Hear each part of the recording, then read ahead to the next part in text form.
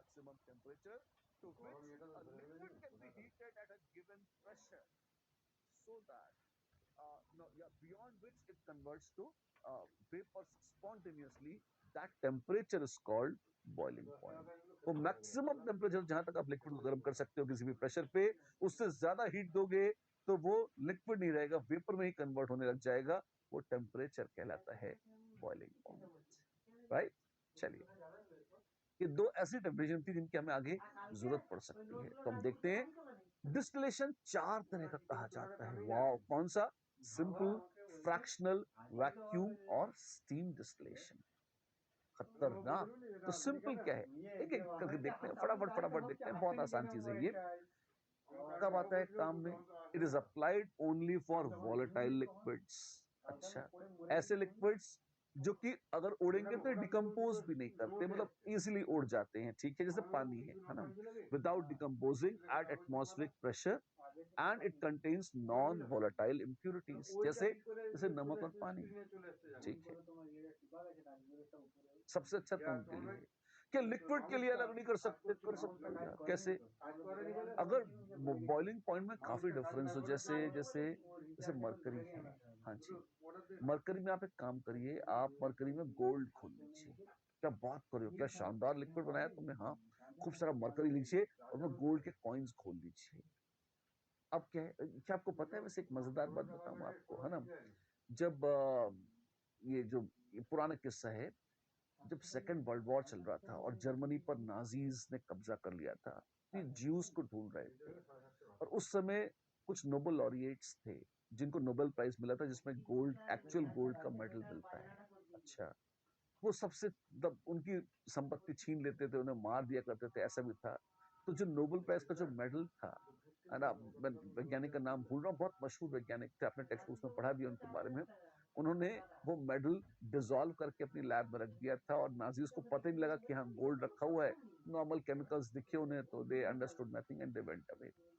World war खत्म हो गया तो उसके बाद जो नोबेल कमेटी थी, उसने गोल्ड लेकर वापस उनको वो मेडल बना के दे दिया। तो आप देखें, ये तो टाइम पास डेटा था, वापस आते हैं।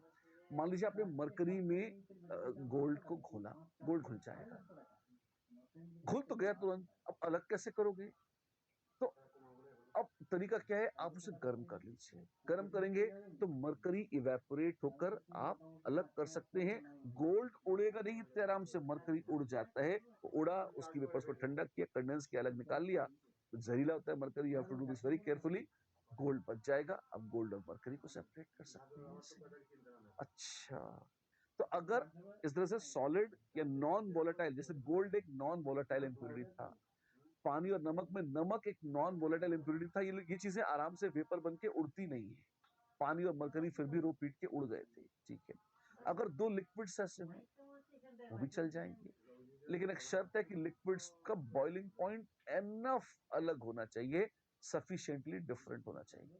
जैसे जैसे गैलियम और मरकरी मिला दीजिए। क्या बात कर रहे हो जी। हाँ, गैलियम और मरकरी दोनों लिक्विड रूम टेम्परेचर पर मजे से मिक्स हो जाते हैं। मरकरी तो लो टेम्परेचर पर आराम से उड़ जाता है, गैलियम तो 1800-1900 डिग्री सेल्सियस पर जाकर उड़ता है, उसका बॉइलिंग पॉइंट बहुत हाई है। अच्छा, तो क्या होगा, तो गैलियम और मरकरी दोनों थोड़े से गर्म कर दो लिक्विड से रूम टेम्परेचर पर, या रूम से थोड़े ज्यादा टेम्परेचर पर, हमारे राजस्थान के रूम टेम्परेचर पर तो दोनों लिक्विड हो जाते हैं। अच्छा, और उसको आप उबालिए, उबालेंगे तो गैलियम उड़ेगा नहीं और मरकरी पूरा उड़ जाएगा। आप उसको सेपरेट कर लीजिए, ये भी हो सकता है। अगर सफिशिएंट डिफरेंस है बॉइलिंग पॉइंट में, तो जो ज्यादा वॉलेटाइल है वो उड़ जाएगा, और जो कम वॉलेटाइल है वो बहुत कम उड़ेगा या ना के बराबर उड़ेगा। आप उनको सेपरेट कर सकते हैं। ये एक प्रोसेस है स्टीम डिस्टिलेशन। एग्जाम्पल और भी दो, और ले लो। बेंजीन और एनिलीन, लगभग 100 डिग्री का डिफरेंस है उनके बॉइलिंग पॉइंट्स में। क्लोरोफॉर्म और एनिलीन, एनिलीन देखो बड़ी मजबूत कलेजे की है, 184 डिग्री पे जाके बॉइल करती है। ये सेपरेट करी जा सकती है किससे? सिंपल, नॉर्मल हैप्पी डिस्टिलेशन से, विच इज सिंपल डिस्टिलेशन। इसका एक और नाम है, इसे बोलते हैं बैच डिस्टिलेशन भी। अच्छा, करते क्या है उसमें? बड़ा आसान है, देखो आप, देखो ये एपरेटस है, जिसका डिस्टिलेशन करते हैं उस मिक्सचर को यहाँ भर लेते हैं। आपने ऐसे रखा, बर्नर बर्नर तो जलाते हैं नीचे, तो क्या करेंगे, इसको डिस्टिलैंड बोलते हैं। जिसका डिस्टिलेशन करना है। अच्छा, राउंड बॉटम फ्लास्क या फ्लैट बॉटम फ्लास्क में उसको रखते हैं, आग जलाते हैं नीचे और उबालते हैं। उड़ी बाबा उड़ी बाबा उड़ी बाबा, क्या होगा? लिक्विड गर्म होगा, उसकी वेपर बनेंगी। जो ज्यादा वॉलेटाइल है उसकी वेपर बनने लग जाएंगी, जो कम वॉलेटाइल है वो बहुत कम कम उड़ेगा। ठीक है, फिर आपने क्या किया?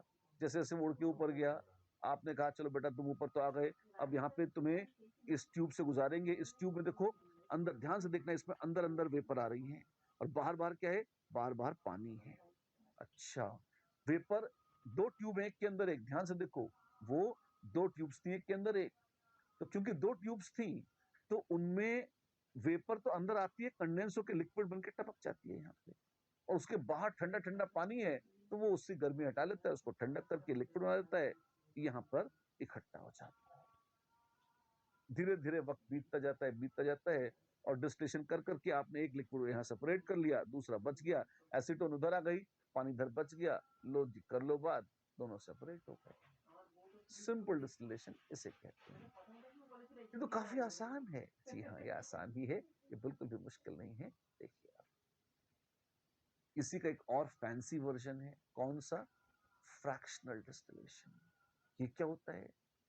कथा जाई पुनि पुनि दोहराई, बार बार इसी चीज को रिपीट करते हैं, सावधानी पूर्वक, षड्यंत्र पूर्वक, तो वो लिक्विड्स भी सेपरेट हो जाते हैं जिनके बॉइलिंग पॉइंट्स में इतना डिफरेंस नहीं होता। If the boiling points of two liquids to be separated are a little close to each other, still fractional distillation से उनको सेपरेट किया जा सकता है, और इसमें हम यूज करते हैं एक फ्रैक्शनेटिंग कॉलम का। अच्छा, जैसे जैसे पेट्रोलियम की रिफाइनिंग होती है ना, उनमें बहुत सारे प्रोडक्ट्स मिलते हैं, एविएशन फ्यूल मिलता है, पेट्रोल मिलता है, डीजल मिलती है, मोबाइल ऑयल्स मिलते हैं, लुब्रिकेंट्स मिलते हैं, है ना? तो इन सब में कोई बहुत ज्यादा एकदम, ये तो लगभग जैसे पेट्रोल और केरोसिन बाउंड्री लाइन पर होते हैं कुछ तो वैसे ही बॉइलिंग पॉइंट्स में बहुत सफिशिएंट अंदर कई बार नहीं होता, है ना? तो इनको अलग अलग तरीकों से सेपरेट करने के लिए या क्लोजली सेपरेट करने के लिए फ्रैक्शनल डिस्टिलेशन यूज किया जाता है। मुश्किल से 12 डिग्री का अंतर है, 12 भी नहीं, कितना 57 और 65, 8 डिग्री का अंतर है मिथेनॉल और प्रोपेनॉन में। बेंजीन और टॉलिन में 30 डिग्रीज का अंतर है। तो डिफरेंस अगर बहुत ज्यादा नहीं है, तब भी आप फ्रैक्शनल डिस्टिलेशन की मदद से अलग अलग लिक्विड्स को सेपरेट कर सकते हैं। अच्छा, कैसे करते हैं? ये तो वैसे ही है मामला। देखिए, नीचे आग जला रखी है अपन ने, ये क्या कर रखा है? ये ऊपर कटोरी क्यों रख रखी है? इसमें पानी भर रखा है, ऑयल भर रखा है, क्या है? इसे ऑयल बाथ कहते हैं। बाथ वाथ क्यों ले रहे हैं हम? आप मत लीजिए। तो इसमें रखा है क्यों? कोई कोई ऐसी पदार्थ है, मान लीजिए इसके अंदर जैसे वाटर और इथेनॉल मिक्सचर है, आप इसको एक लिमिट से ज्यादा गर्म नहीं करना चाहते, तो आप पहले ऑयल को गर्म करते हो, उस गरम गरम ऑयल में डुबो के रखा है, तो पानी और इथेनॉल भी गर्म हो जाते हैं। अच्छा, टेम्परेचर आप एक लिमिट से ज्यादा रखना चाहते हो, टेम्परेचर आप कंट्रोल करना चाहते हो, तब आप ऐसा करते हो। जैसे अगर आपने कभी चॉकलेट गर्म करी हो घर पर, तो चॉकलेट को डायरेक्ट आग पे रखोगे तो जल जाएगी, उसमें अजीब सी बदबू आने लगेगी, जलेगी। तो लोग उसे पहले गर्म पानी करते हैं, और उसके अंदर फिर वो एक अलग से एक बोल रख के उसमें चॉकलेट डालते हैं, चॉकलेट पिघल जाए। ऐसे ये ऑयल बाथ का मतलब है इनडायरेक्ट हीटिंग कर रहे हैं हम, तेजी से बहुत ज्यादा हीट नहीं करना चाहते। पानी और अल्कोहल की वेपर्स बनी, उड़ी बाबा उड़ी बाबा। ये क्या चीज है? ये फ्रैक्शनेटिंग कॉलम है। एक कांच का ट्यूब है जिसके अंदर छोटी छोटी कांच की बॉल भर रखी है। अच्छा, और इससे क्या होता है? इससे सेपरेशन ज्यादा अच्छा हो जाता है। कैसे? कॉलिगेटिव प्रॉपर्टीज ऑफ सॉल्यूशंस में आएंगे, आप अगले साल पढ़ेंगे तो उसमें और चर्चा होगी इसकी। और मुद्दे की बात है, जो फ्रैक्शनेटिंग कॉलम है, इसमें सबसे काम की बात ये होती है कि ये जो क्लोजली बॉइलिंग चीजें हैं उनका भी सेपरेशन अच्छे से करा देता है। अच्छा, और ये ऊपर गई वेपर, फिर क्या हुआ? जो ठंडी हो गई, यहाँ ही टिंटड़ाएंगे और यहाँ जमा हो गई, जानते हैं, है ना? अब थर्मोमीटर लगा रखा है टेम्परेचर नापने के लिए आपने, ठंडा पानी गर्म पानी सब जानते हैं आप, not a big deal. Water jacket से पानी पास करके उसको ठंडा कर लिया, वेपर्स ठंडी हो गई, यहाँ आई और इकट्ठी हो गई। इथेनॉल रिलेटिवली ज्यादा वोलेटाइल थी, तो अच्छी मात्रा में इकट्ठी होती जाएगी। ऐसे क्या इससे 100% सेपरेशन होता है? नहीं, फिर भी रीजनेबली गुड हो जाता है। लिक्विड इथेनॉल आ गई है, हल्का थोड़ा बहुत पानी हो सकता है, और मेजॉरिटी इथेनॉल आ चुकी है यहाँ। ऐसा कैसे? डन? तो भाई ये फ्रैक्शनल डिस्टिलेशन था। ये वैक्यूम डिस्टिलेशन किसको कहते हैं?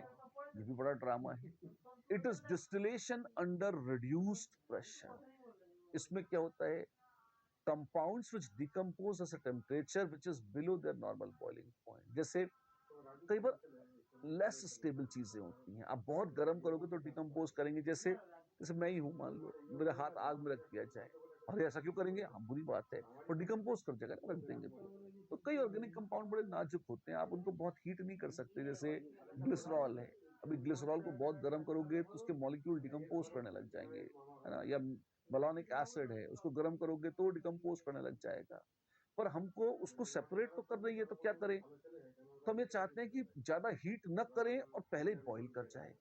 अच्छा, तो साफ साफ सुनो, इसको लिख लो, substances which begin to decompose on heating, substances which begin to decompose on heating। Inorganic compound का भी उदाहरण है, H2O2 को बहुत हीट करोगे डिकम्पोज कर जाएगा, लेकिन आप उसे शुद्ध करना चाहते हो तो distillation should be done under reduced pressure. Distillation should be done under reduced pressure which is also called vacuum distillation.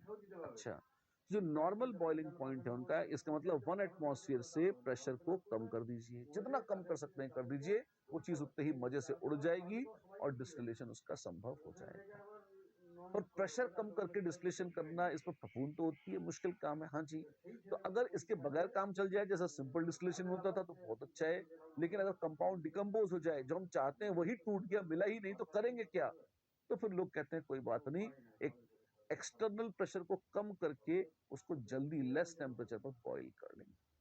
कोई एग्जाम्पल है जिसका ग्लिसरीन या ग्लिसरॉल जो है, अब वो बॉइलिंग पॉइंट उसका 280 डिग्री सेल्सियस है, लेकिन अगर रिड्यूस प्रेशर कर दोगे तो वो 180 डिग्री पे बॉईल कर जाएगी और यहाँ पे डिकम्पोज भी नहीं करेगी। अच्छी बात है।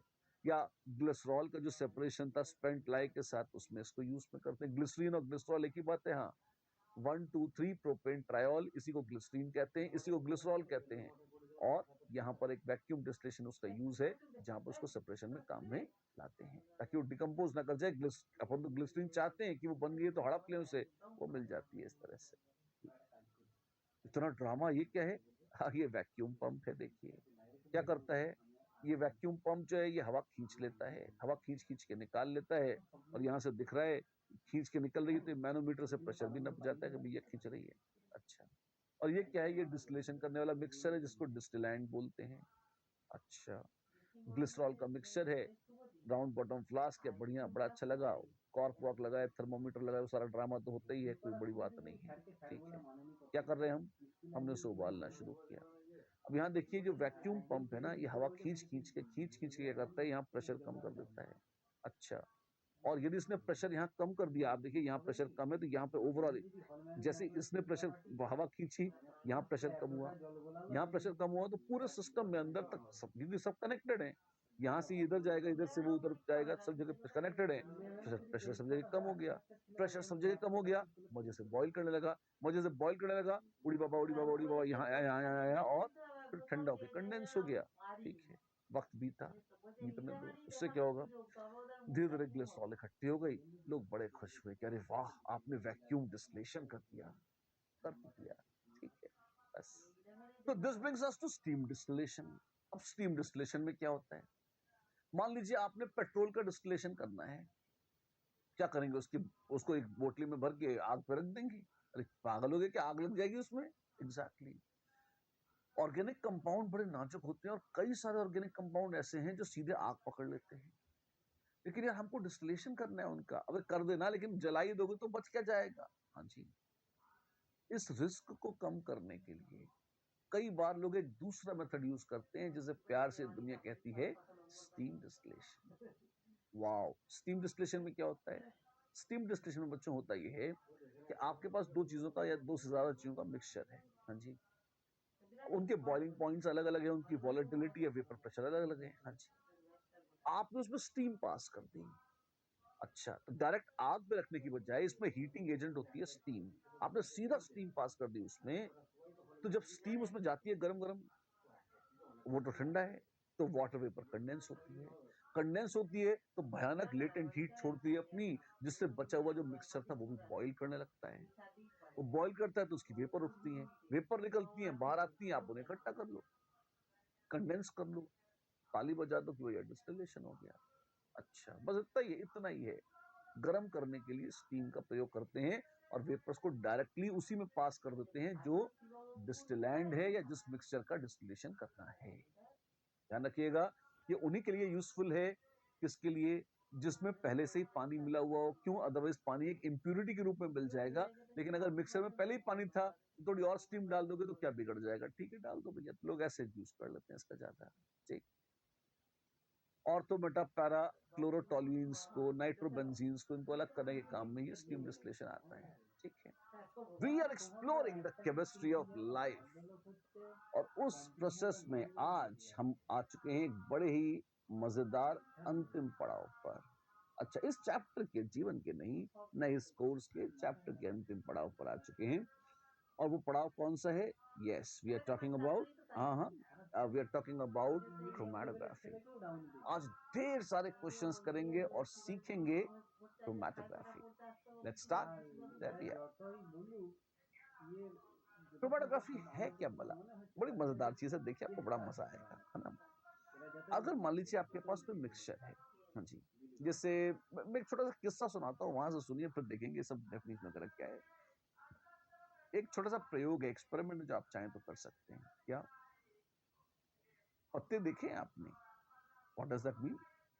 पेड़ होते हैं ना, आसपास देखो पेड़ होते हैं, पौधे होते हैं, उसमें हरी हरी पत्तियां होती हैं। हाँ, बहुत देखे हैं पत्ते हमने। ठीक है, तो आप एक कोई पत्ता ले लीजिए, 4-5 पत्ते लीजिए, चाहे तो आपकी इच्छा है। धो लीजिए अच्छे से, उनको वॉश कर लीजिए, साफ सुथरे पत्ते हों, उनको अच्छे से पीस लीजिए।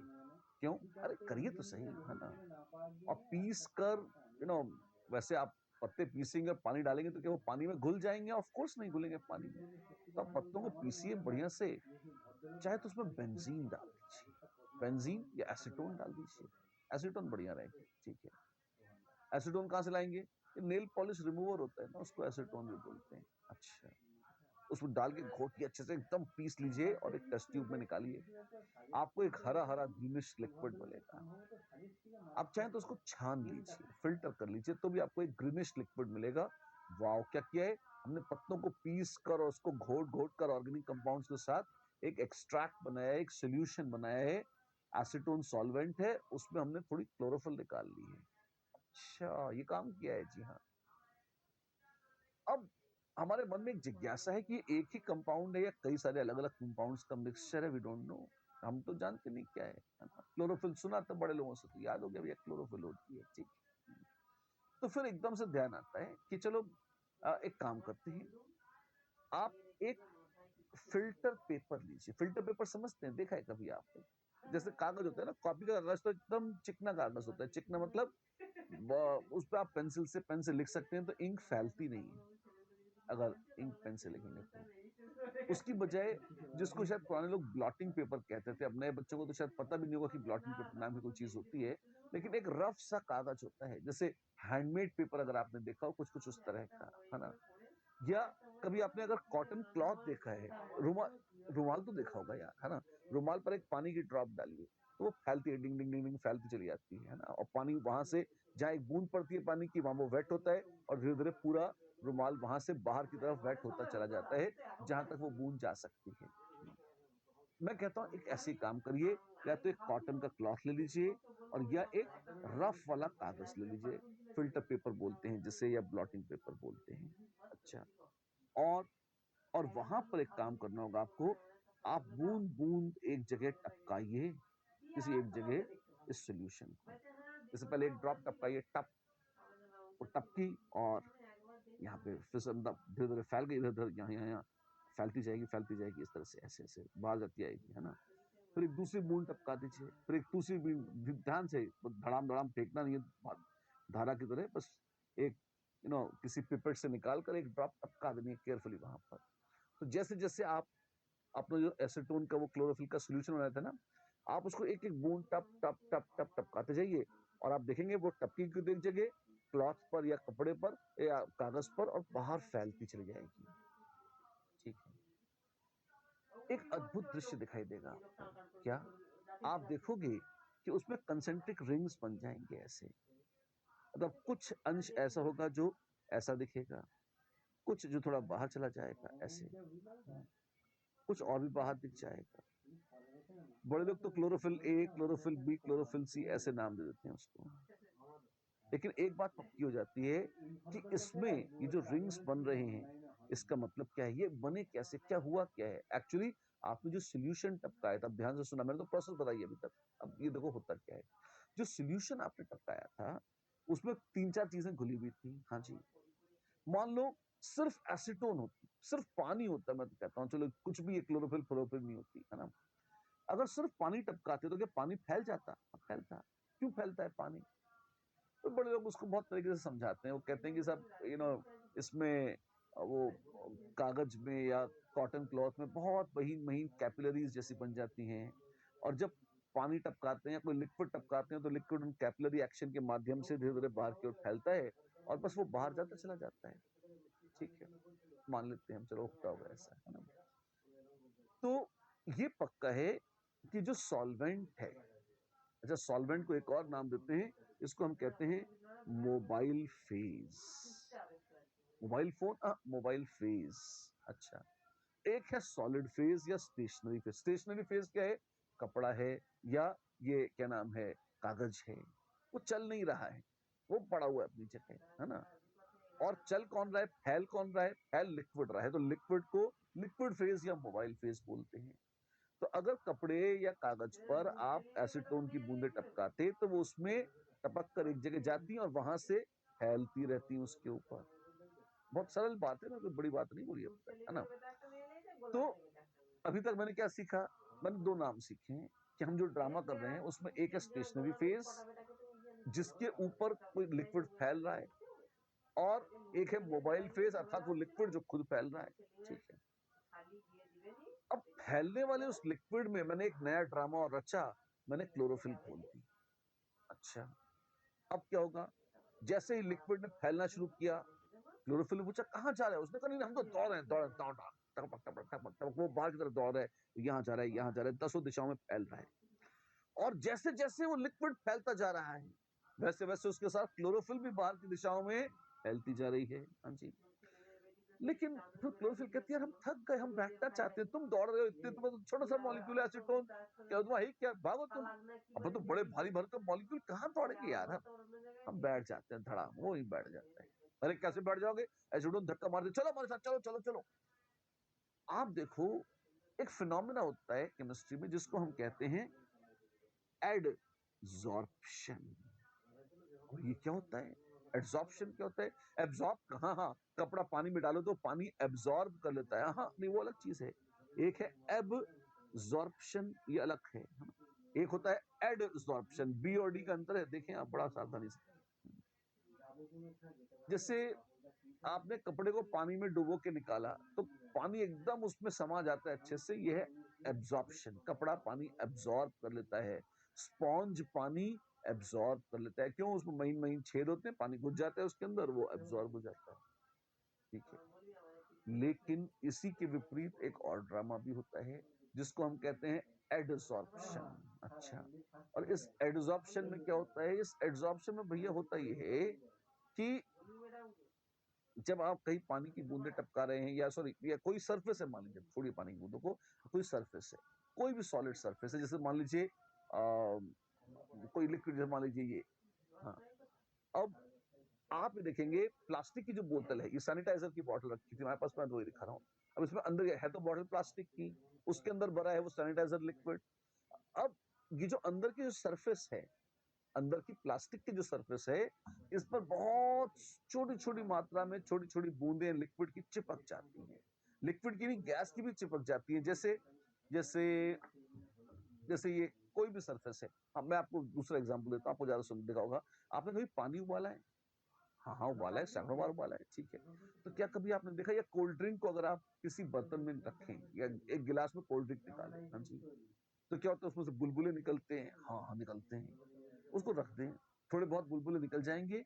कुछ बुलबुले गैस के जो बबल्स हैं आप देखेंगे, जो गिलास की सरफेस है उसके साथ अंदर चिपक जाते हैं, कुछ बबल बैठ जाते हैं। हाँ जी, ऐसा होता है अक्सर कि जो सॉलिड की सरफेस है उसके साथ जो फ्लूइड है, लिक्विड या गैस है, उसकी थोड़ी थोड़ी मात्रा उसके साथ अटक जाती है, चिपक जाती है, अट्रैक्ट होकर उसकी सरफेस पर बैठ जाती है। अच्छा, जैसे हम कुर्सी पर बैठ जाते हैं, हाँ ऐसे ही मान लीजिए हम कुर्सी पे बैठते हैं तो हम कुर्सी में समा थोड़े जाते हैं, उसका जो लकड़ी है वो हमारे शरीर के साथ मर्ज थोड़े हो जाती है। कुर्सी अलग है, हम अलग है, हम आए बैठे, जब तक मन किया बैठे, नहीं मन किया उठ गए। ऐसे ही अगर सॉलिड की कोई सरफेस है और उस सॉलिड की सरफेस पर कोई लिक्विड का या गैस का मॉलिक्यूल आए और कुछ देर के लिए बैठ जाए, थोड़ा मत बैठे, हल्का हल्का वॉन डर वाल फोर्स है, मन भर गया जी, उठ गए हम, तो ये प्रोसेस क्या है? ये प्रोसेस कहलाती है एडसॉर्प्शन। सिर्फ सरफेस पर बैठे होते हैं, अंदर नहीं घुस जाते इसमें, ठीक है ना? एब्जॉर्प्शन में अंदर घुस जाते हैं, ऐसा है। ठीक है भैया। तो वैसे ही अब देखिए यहाँ पर क्या होता है कि अगर क्लोरोफिल का आपने सोल्यूशन बनाया, हाँ जी, और क्लोरोफिल का जो सोल्यूशन आपने बनाया और उसको छोड़ा आपने कागज पे, फिल्टर पेपर या ब्लॉटिंग पेपर पर, क्लोरोफिल सोल्यूशन फैला, तो आप देखिए एसीटोन तो दौड़ती हुई जा रही है, अपने साथ साथ क्लोरोफिल को भी भगा रही है, पर एसीटोन की भी कुछ टेंडेंसी है कागज पर एड्सॉर्ब होने की, चिपक जाने की। अच्छा, क्लोरोफिल की अलग टेंडेंसी है चिपक जाने की। तो जिसकी चिपक जाने की, जिसकी एड्सॉर्ब हो जाने की टेंडेंसी, हाँ क्या बोला? अरे जिसकी एड्सॉर्ब हो जाने की टेंडेंसी मतलब सरफेस पर चिपक जाने की जो टेंडेंसी है वो ज्यादा है, वो दूर तक जाएगा या पहले चिपक जाएगा? अरे जिसकी चिपकने की टेंडेंसी ज्यादा है वो, हाँ वो पहले चिपक जाएगा ना, तो वो दूर तक नहीं जाएगा। जिसकी कम टेंडेंसी है थोड़ा और दूर तक चले जाएगा, जिसकी और कम है वो और दूर तक चला जाएगा। सीधी बात है। तो एसीटोन तो मान लो फैलते हुए यहां तक आ गई, लेकिन इसमें क्या हुआ? ये एसीटोन ये फैल रही है, फैल रही है, फैल रही है, जा रही है, जा रही है, जा रही है, ऐसी उसकी है ना। लेकिन जो सबसे अंदर वाला है, ये वो कंपाउंड है जिसकी एड्सॉर्ब होने की टेंडेंसी सबसे ज्यादा थी, ये चिपक कर अंदर रह गया।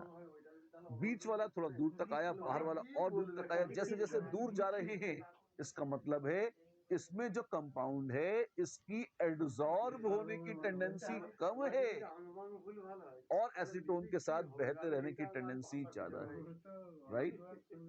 इस वजह से आप देखिए तीन अलग अलग कंपाउंड सेपरेट हो गए, कोई अंदर है गया, कोई बीच में रह गया, कोई बाहर आ गया।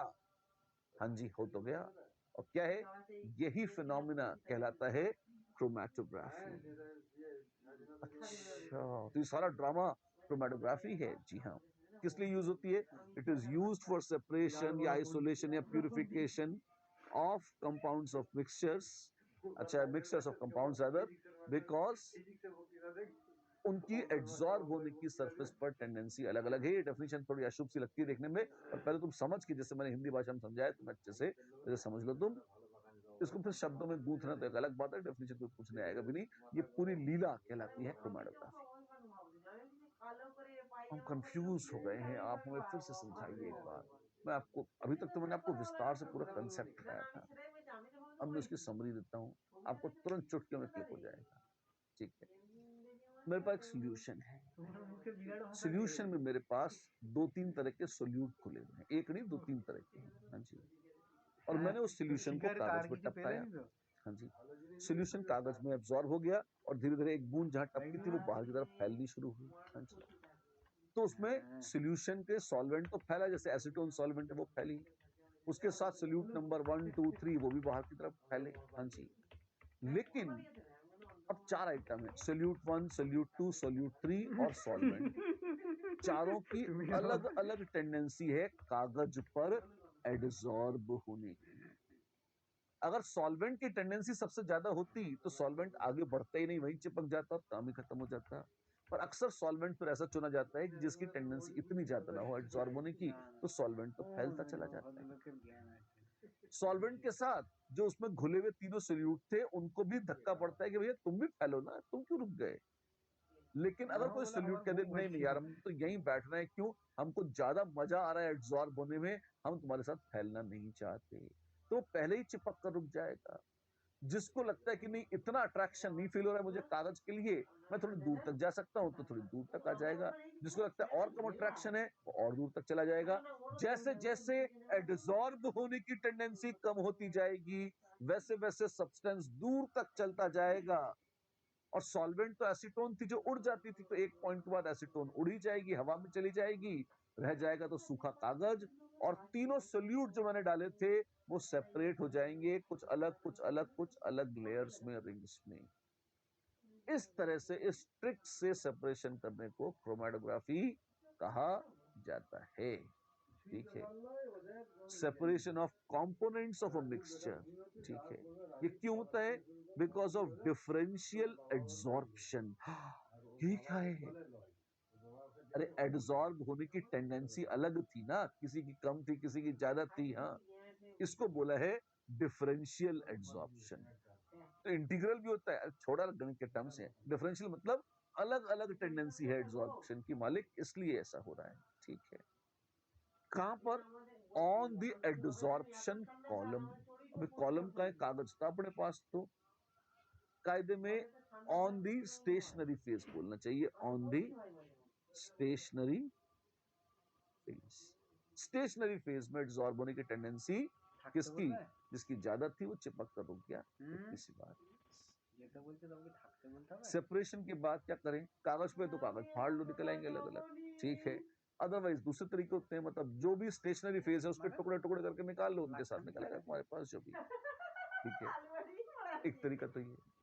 एक और तरीका भी हो सकता है, क्या? The substances are extracted from the adsorbent. अच्छा, using a suitable solvent which is called एल्यूएंट।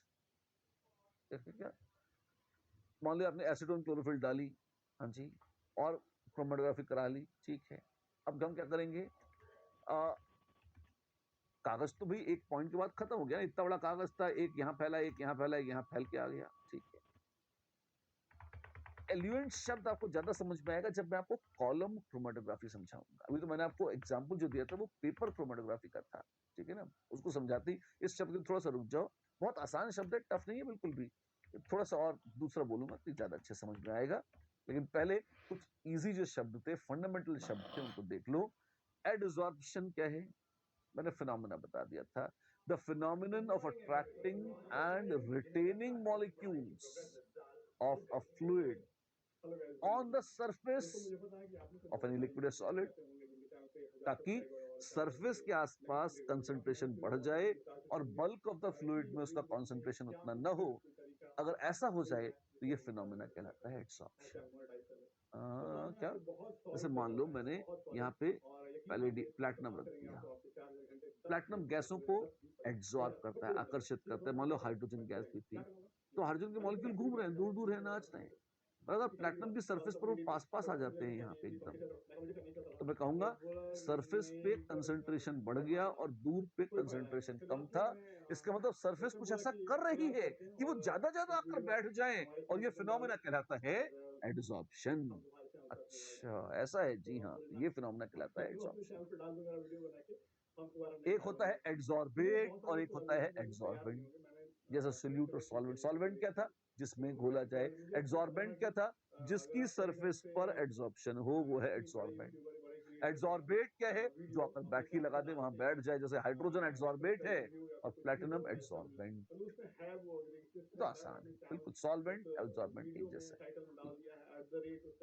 ये तो बात ठीक है। क्रोमेटोग्राफी कितने तरह की होती है भैया? क्रोमेटोग्राफी अपन कहते हैं, वैसे कई तरीकों से उसको क्लासिफाई कर सकते हैं, बट एक तरीका है, एक होती है एड्सॉर्प्शन क्रोमेटोग्राफी, दूसरी होती है पार्टीशन क्रोमेटोग्राफी। और बाबा ये क्या है? आत्मा सबकी एक है, ये बात समझ लो, बाकी तो ड्रामे हैं। जैसे पार्टीशन क्रोमेटोग्राफी का एग्जांपल मैंने आपको पहले दे दिया था, पेपर क्रोमेटोग्राफी, जो कागज पर छोटा सा सैंपल लेके हम कर रहे थे। एड्सॉर्प्शन के दो एग्जांपल्स दिए जाते हैं, एक कॉलम क्रोमेटोग्राफी और एक टीएलसी या थिन लेयर क्रोमेटोग्राफी। बड़ा टफ लग रहा है ये सब, तो क्या है? जानते हैं ना, एक एक करके टफ कुछ भी नहीं है, बड़ा आसान है। मेरे साथ देखिए करके, आपको बहुत मजा आएगा। आइए शुरू करते हैं। सारी क्रोमेटोग्राफीज का सिद्धांत क्या है? किस सिद्धांत पर, किस प्रिंसिपल पर काम करती हैं ये? They are based on the principle of differential adsorption of different components of a mixture on a suitable adsorbent. क्या क्या क्या? आसानी से सुनो, कागज है या कोई भी एड्सॉर्बेंट है, हाँ, उसकी अलग अलग मॉलिक्यूल को एड्सॉर्ब करने की टेंडेंसी अलग अलग है। किसी की ज्यादा है तो दबोच लेगा, किसी की कम है तो छोड़ देगा। इसी सिद्धांत पर काम करती है क्रोमेटोग्राफी कि कोई भी एड्सॉर्बेट है या सॉरी कोई भी एड्सॉर्बेंट है तो वो हर अलग अलग मॉलिक्यूल को एक जैसा एड्सॉर्ब नहीं करता, किसी को कम करता है, किसी को ज्यादा। इस आधार पर हम चीजों को अलग कर सकते हैं। ये प्रिंसिपल है क्रोमेटोग्राफी का। ठीक है, कुछ ज्यादा स्ट्रांगली एड्सॉर्ब होते हैं, अच्छा, कुछ धीमे धीमे होते हैं। तो जो ज्यादा स्ट्रांगली होते हैं वो चिपक के रुक जाते हैं, धीमे धीमे होते हैं बाहर निकल जाते हैं, ऐसे सेपरेशन हो जाता है। मान लिया।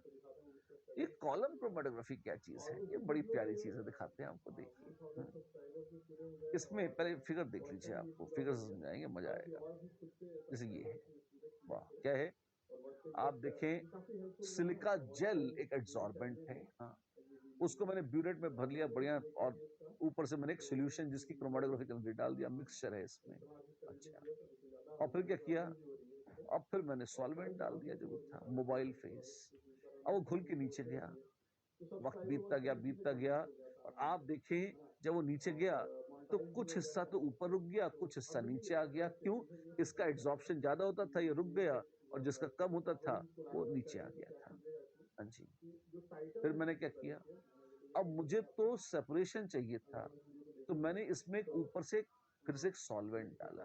अच्छा, वो सॉल्वेंट क्या करके ले गया, जैसे जैसे सॉल्वेंट नीचे आता गया वो बहाकर ले गया किसको, वो जो ऊपर अटका हुआ था उसको भी अपने अंदर डिसॉल्व किया, थोड़ा नीचे लाया, डिसॉल्व किया, नीचे लाया, और ऐसे ऐसे करके उसको फ्लो करा के वो नीचे ले आया। एक बार फिर देखिए इसको, स्टैंड और बकवास है तो कोनिकल फ्लास्क है, नीचे थोड़ी रुई लगा रखी है, सिलिका जेल भर रखा है। रुई और सिलिका जेल क्या है, एड्सॉर्बेंट्स हैं।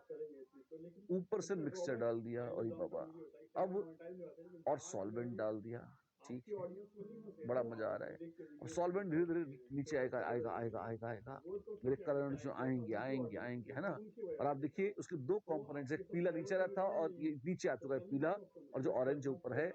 अब आप अगर थोड़ी देर के लिए नीचे का वो वॉल्व खोल दीजिए तो पीला टपक टपक के नीचे निकल जाएगा। आपने हटा लिया, सेपरेट कर लिया, आपके कब्जे में एक येलो कंपोनेंट आ गया था, और जो ऑरेंज बचा है आपने ऊपर से क्या किया, एक सॉल्वेंट डाला जिसे लोग कहते हैं एल्यूएंट।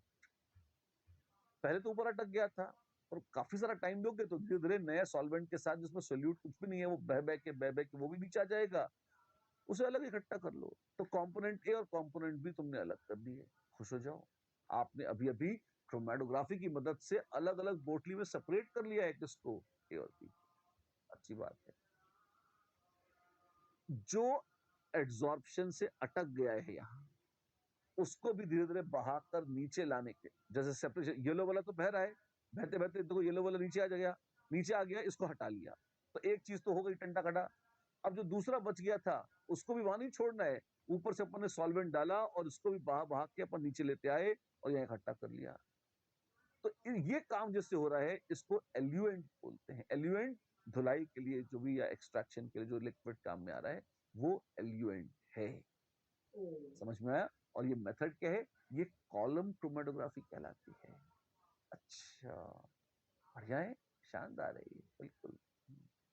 टीएलसी क्या होती है, थिन लेयर क्रोमेटोग्राफी। वाओ, ये क्या है, आप देखिए इसमें इतना मस्त कॉलम नहीं होता, एड्सॉर्बेंट की एक पतली सी लेयर होती है, और उसे बस कांच प्लेट पे लगा देते हैं। अच्छा, जैसे टेस्टिंग के लिए, हाँ, कांच की एक पतली सी प्लेट है, मान लीजिए ऐसी प्लेट है, इसके ऊपर एक पतली सी लेयर सिलिका जेल की जमा दिया आपने, उससे टीएलसी हो जाती है। अच्छा, इसमें क्या है, इसमें इतना बल्क नहीं होता, बहुत जरा सा कोई लिक्विड है आपके पास, तो आपने क्या करें, कांच की वो प्लेट है डुबो के रखते हैं उसमें, अपने आप धीमे धीमे चलता रहेगा काम, और उससे हो जाएगा, या एक बूंद डाल दें, जो भी है व्हाटएवर ना। तो a thin layer of silica gel या alumina is spread over glass plate, इसीलिए उसको थिन लेयर क्रोमेटोग्राफी बोलते हैं। ठीक है, आप देखिए ये थिन लेयर है। Adsorbent is coated on glass plate, mixture डाला और नीचे सॉल्वेंट डाल दिया, मिक्सचर को यहाँ रखा और नीचे सॉल्वेंट में डुबो के रख दिया। अब सॉल्वेंट धीरे धीरे ऊपर चढ़ता गया, और जैसे जैसे चढ़ता जाएगा उसके साथ सोल्यूट भी घुल घुल कर आगे जाता जाएगा, और उसके टुकड़े टुकड़े होते जाएंगे, जिसकी आप देखो ब्लू वाले की एब्जॉर्ब होने की टेंडेंसी ज्यादा है तो वो रुक गया, ऑरेंज वाले की कम थी तो आगे तक चला गया। हाँ जी, बस जितना डिस्टेंस आगे ट्रेवल कर रहे हैं वो x1 x2 x3, उसके हिसाब से आप अंदाजा लगा सकते हैं कि उनकी एब्जॉर्ब होने की टेंडेंसी x1 वाले की कम है, x2 वाले की ज्यादा है, x3 वाले की और ज्यादा है। उसको नाप कर हम एक फील जनरेट करते हैं कि वे कितनी दूर तक दौड़ गए, उससे बताते हैं कि यू नो किसकी एब्जॉर्ब होने की टेंडेंसी कम है या ज्यादा। और ये मेथड कहलाता है टीएलसी या थिन लेयर क्रोमैटोग्राफी। ठीक है, relative absorption of each component of the mixture। अच्छा, this is expressed in terms of a new number, एक नया फैक्टर डिफाइन करेंगे हम, रिटार्डेशन फैक्टर। ये क्या है? कितना चला गया कंपोनेंट बेसलाइन से और सॉल्वेंट कितना आ गया। अच्छा, मतलब एक बार आप उसको देखिए। देखिए, अब सॉल्वेंट नीचे से चलना शुरू करेगा। जा जा जा सॉल्वेंट जा, एबीसी का मिक्सचर डाला, सॉल्वेंट डाला और सॉल्वेंट चलेगा ऊपर। देखो ये टैंक टड़ैंग टिंग टड़ैंग टिंग टड़ैंग ऊपर चढ़ रहा है, चढ़ते चढ़ते चढ़ते अब आप देखो डिस्टेंस चला गया वो आगे, कुछ x1 कुछ x2 कुछ x3 जाएगा, लेकिन सॉल्वेंट कहां तक चला गया? सॉल्वेंट का भी डिस्टेंस नाप दीजिए। अच्छा, वो x4 है। हाँ जी। तो अब आप देखेंगे x1 x2 x3 तो है और ये y है। तो x1 upon y, x2 upon y, x3 upon y, ये फैक्टर निकालते हैं और ये फैक्टर कहलाता है रिटार्डेशन फैक्टर। अच्छा, ये बताता है कि सॉल्वेंट के मुकाबले कितनी तेजी से चल रहा है सोल्यूट। ऑब्वियस सी बात है, सॉल्वेंट के मुकाबले सोल्यूट तो कम तेजी से ही चलेगा।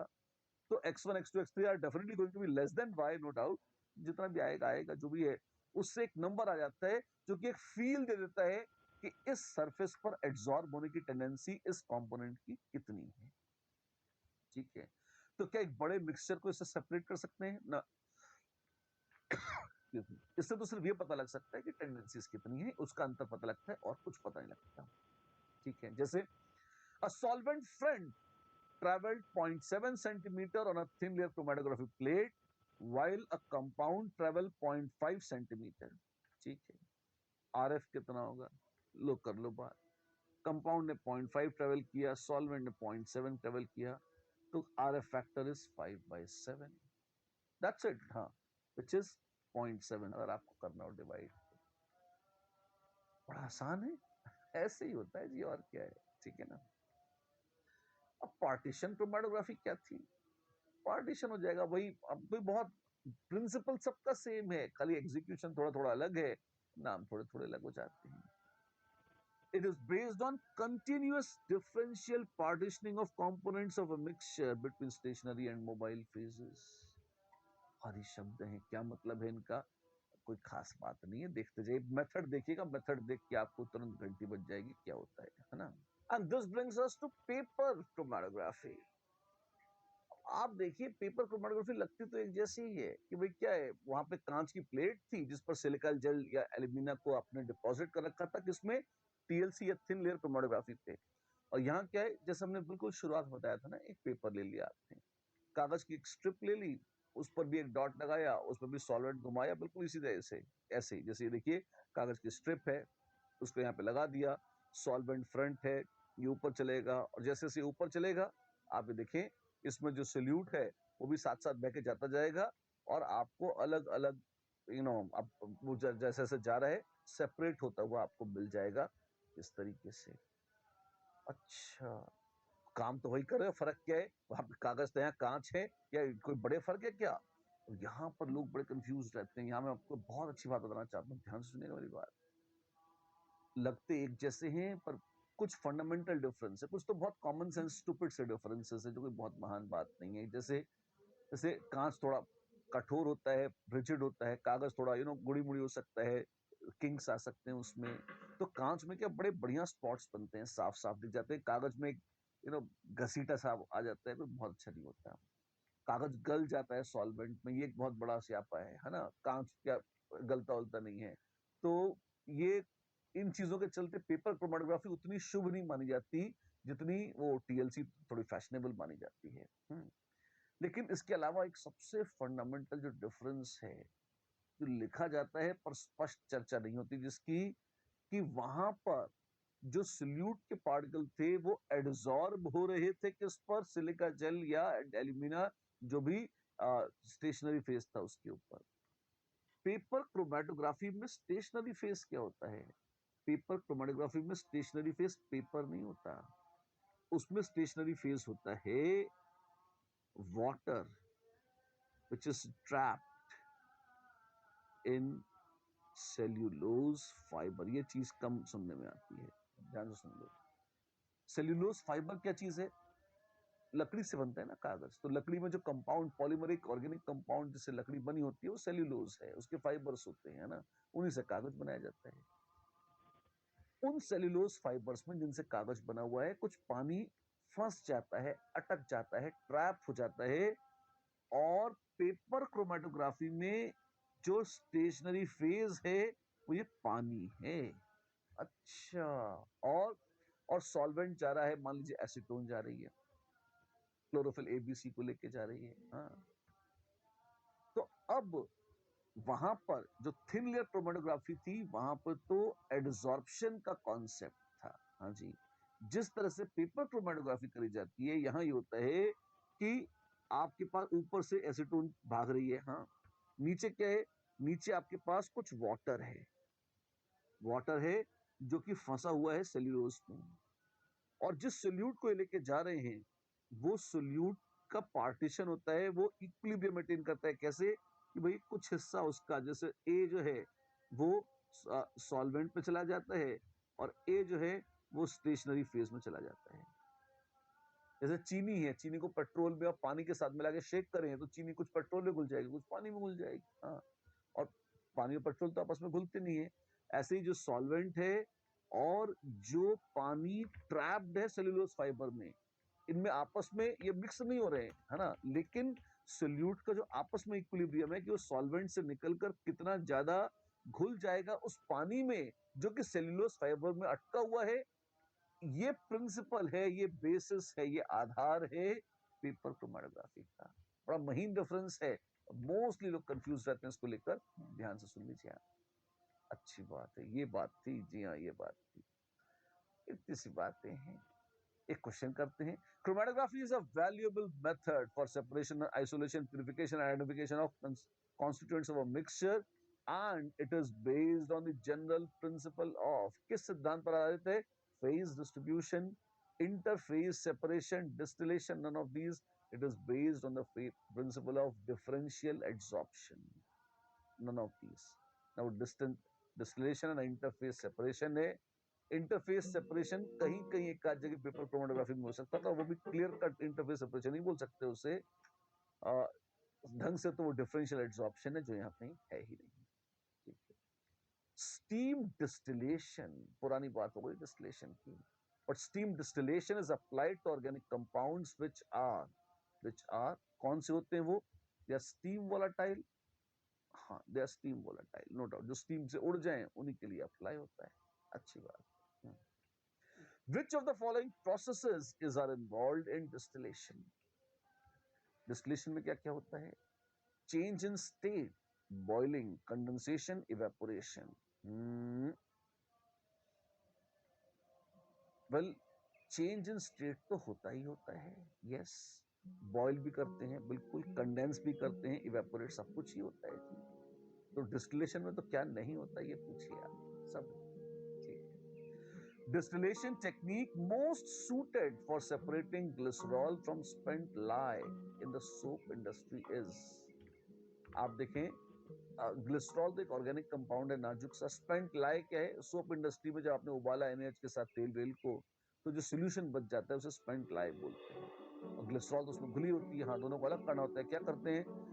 ग्लिसरॉल को बहुत हीट करेंगे तो डिकम्पोज करने का खतरा है, तो एसिड को डिस्टिलेशन अंडर रिड्यूस्ड प्रेशर इस तरीके से अलग करना बेस्ट रहता है।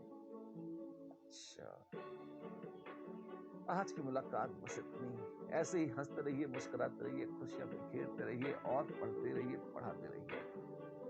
ये चैप्टर इसी के साथ होता है समाप्त। फिर कथा शुरू होगी, फिर सुबह होगी, फिर मिलेंगे, फिर बातें होगी। आज की मुलाकात बस इतनी ही। Have a great time.